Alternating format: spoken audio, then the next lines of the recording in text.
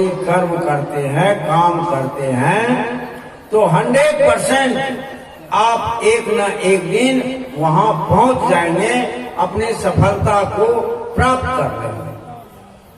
तो अब यह है 3 सूत्र तो आपको मालूम हो गया।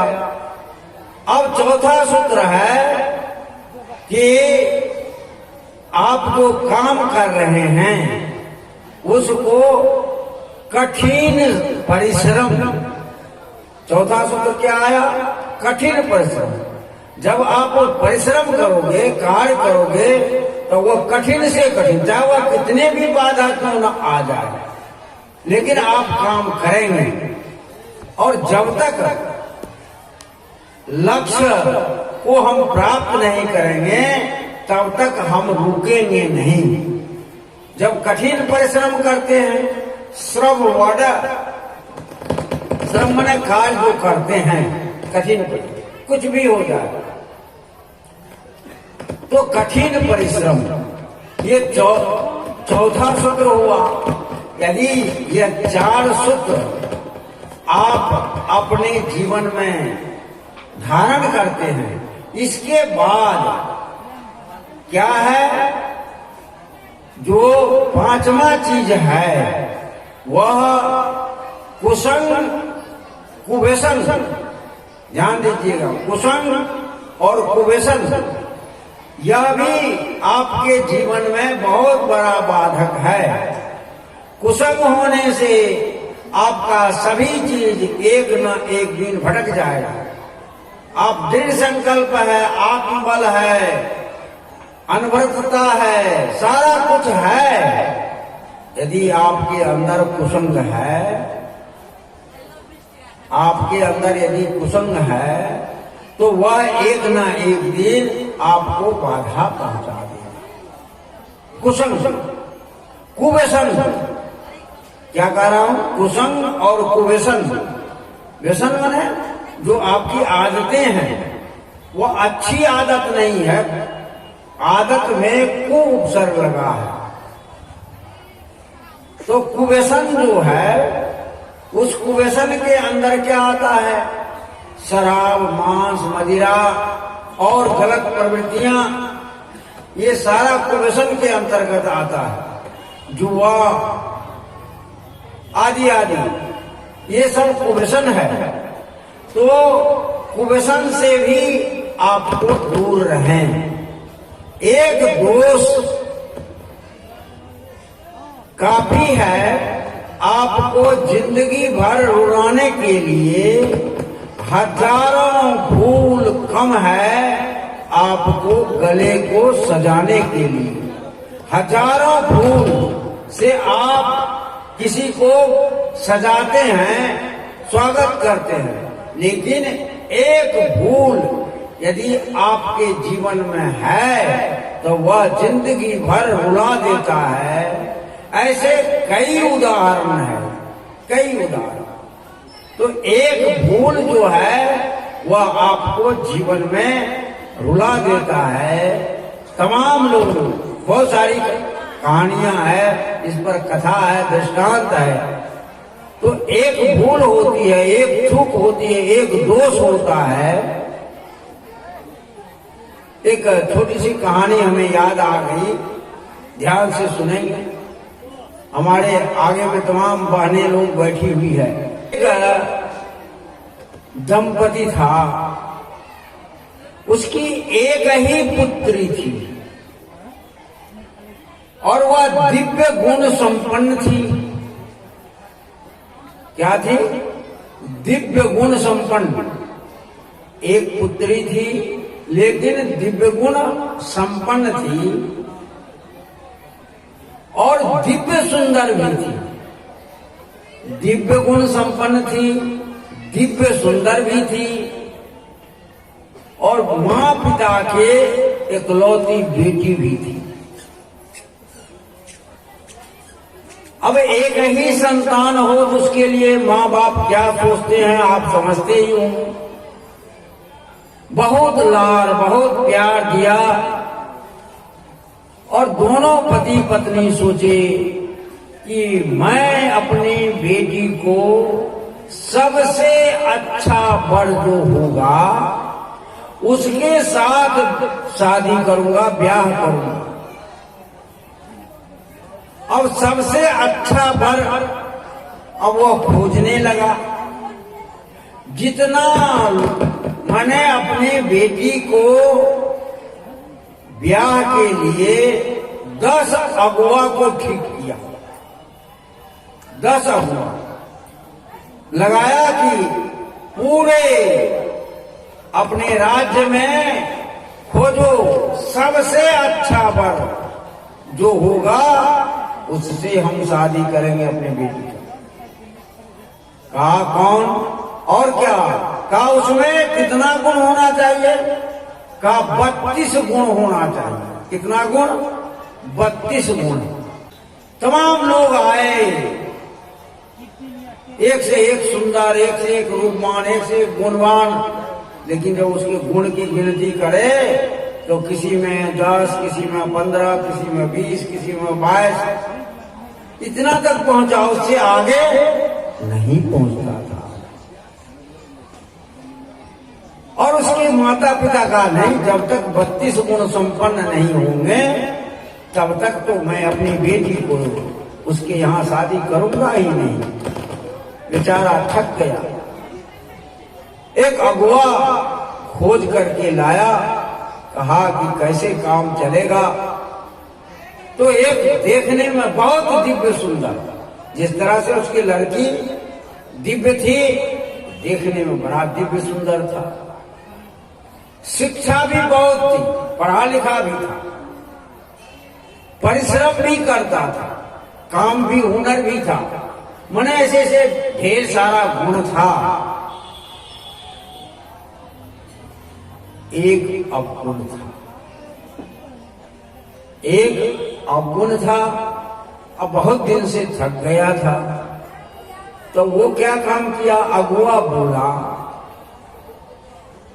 दिखाया लड़का को, देख सुन लिया, लड़की को दिखाया, लड़की तो पसंद हो जाए, तो वो सर्वगुण संपन्न थी। तो कहा लड़का में 32 गुण है कि नहीं? कहा महाराज, यदि आप हमें कहने का अवसर दें तो मैं अपनी बात को रखूं। कहा आपको लड़का देखने में कैसा लगा? अगुआ थोड़ा सोचा कि मैं बुद्धि से इसको परिमार्जन कर दूं। कहा कि बहुत सुंदर। इसका काम कैसे लगा? कहा बहुत सुंदर। मैंने जो भी काम करता था बिल्कुल फिनिश, कपड़े बिछा रहा था बढ़िया से बिछा रहा, कोई घरे को सजा रहा था अच्छा सजा, मैंने कला भी था, गुण भी था, सारा कुछ था, सुंदर भी था। कहा आपको क्या लग रहा है? कहा हमको तो लग रहा है कि बहुत अच्छा है, लगता है कि यह लड़का सर्वगुण संपन्न है। बल्कि हाँ महाराज, लड़का सर्वगुण संपन्न है, सिर्फ लेकिन मैं आपसे छिपाऊंगा नहीं। कहा क्या नहीं छिपाएंगे? पंडित जी का कान खड़ा हो गया। कहा क्या? कहा लड़का कभी कभी प्याज खाता है। क्या खाता है? प्याज खाता है। सुनो, ध्यान से सुनो। कहा कि ब्राह्मण है, पंडित है, सर्वगुण संपन्न है, फिर प्याज खाता है, ये तो अच्छी बात नहीं हुई। फिर दोनों पति पत्नी विचार करते हैं कि चलो प्याज ही तो खाता है और कभी कभी खाता है, रोज नहीं खाता है। कहा रोज नहीं खाता, तब क्या करता है? कभी कभी खाता है। तो दोनों पति पत्नी विचार करते हैं, सोचा कि अभी तक तो मिला नहीं है, ये तो अवगुण है, यदि इसके चलते इस लड़का को हम छोड़ देते हैं तब फिर मिलेगा कि नहीं मिलेगा। ऐसा विचार करके अगुआ भी कहा पंडित जी ये वो अवगुण है तो क्या हुआ, क्योंकि अगुआ भी जब गया उसके माँ बाप के पास, सारा कुछ देखा, तो सब बात थोड़ा बताता है अंदर के अंतर के, जो हमारा लड़का ये करता है वो करता है, तो सब कुछ बताता है। हल्का में बताया कि कभी कभी प्याज खाता है। कहा चलेगा, प्याज खाना कोई बड़ी बात नहीं है। अब लोग थोड़ा थोड़ा लहसुन प्याज औषधि के रूप में खा लेता है तो क्या होता है, चलेगा। ऐसा कहा करके वो अगुआ भी स्वीकार कर लिया और पंडित जी को भी कहा। पंडित जी भी तो नाकुर किया, लेकिन अंत में कहा अच्छा चलो ठीक है, कभी कभी खाता है। बात पक्की हो गई, शादी हो गई बड़ी धूमधाम से। पंडित जी 5 मिष्ठान और सारा कुछ व्यवस्था किए, क्योंकि एक ही बेटी थी, कोई कमी नहीं था। सारी व्यवस्था बहुत धूमधाम से हुई। लड़की रक्षदी होकर के विदा होकर के ससुराल गई। ससुराल गई, कुछ दिन तो बहुत अच्छा था, लेकिन वह तो कभी कभी जो प्याज खाने वाली बात है, तो 6 महीना तक लड़की ससुराल में रही। कितना दिन तक रही? 6 महीने। ध्यान से सुनिए। 1 महीना तक तो लड़का कुछ नहीं इधर उधर किया, 1 महीना तक कुछ नहीं, बिल्कुल चुस्त दुरुस्त चिट्ठी उठी लिखा। उसकी पिताजी चिट्ठी लिखे बेटी को, पहले आज तो टेलीफोन है, उस समय टेलीफोन थोड़ा था, चिट्ठी लिखता था।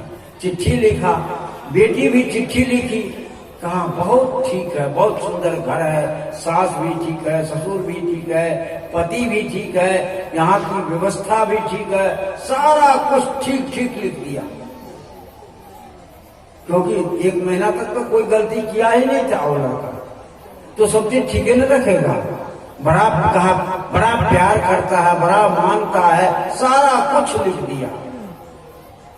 माता पिता लड़की के खुश हो गया, ठीक हुआ, बहुत अच्छा, हमारी बेटी में जैसा घर चाहता था वैसा घर पहुंच गई है, अब हमको कोई दिक्कत नहीं है। निश्चित हो गया।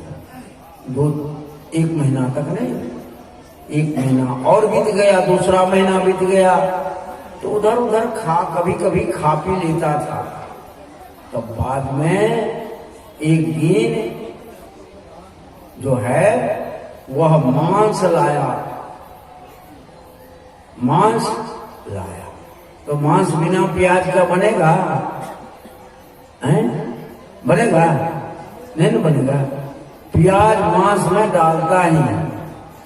तो मांस जब लाया तब उसमें प्याज डाला गया, और जब मांस खाया तो मांस को अकेले नहीं खाता है, तो शराब पिया, और शराब जब पीता है तो क्या होता है? अरबर 1 दिन 2 दिन 4 दिन 5 दिन सारा उसका खेल शुरू हो गया। और जब शुरू हो गया तब कब शराब पीता है, कब मांस खाता है, कब क्या करता है, सारा लंबा चौड़ा डिटेल्स आ गया उसका। अब लड़की सोच रही है तो बहुत भारी, यहाँ मैं फंस गई हूँ चक्कर में, ये तो बहुत गलत लड़के हैं, अब क्या करें। लेकिन लड़की तो दिव्य थी, लड़की सज्जन थी।